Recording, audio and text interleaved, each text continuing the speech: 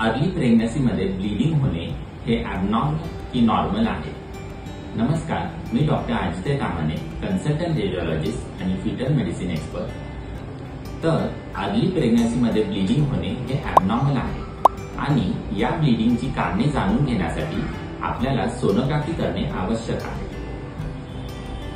या ब्लीडिंगची काही कारणे असू शकतात। तर पहिलं म्हणजे गर्भाशयाच्या पिशवीत प्रेग्नन्सी न वाढता ती ट्यूबमध्ये वाढायला चालू होती, त्याला एक्टोपिक प्रेग्नन्सी म्हणतात आणि त्यामुळे हे ॲबनॉर्मल ब्लीडिंग होऊ शकतं। दुसरं म्हणजे प्रेग्नन्सीला जो हॉर्मोनल सपोर्ट लागतो आई करणं तो कधी कधी कमी पडतो आणि त्याच्यामुळे ब्लीडिंग होऊ शकतं। आणि तिसरं म्हणजे ती प्रेग्नन्सी व्यवस्थित वाढलेली नसते किंवा त्याची वाढ नीट झालेली नसते, म्हणून आपोआप अबॉर्शनची प्रोसेस चालू होती आणि ब्लीडिंग होते।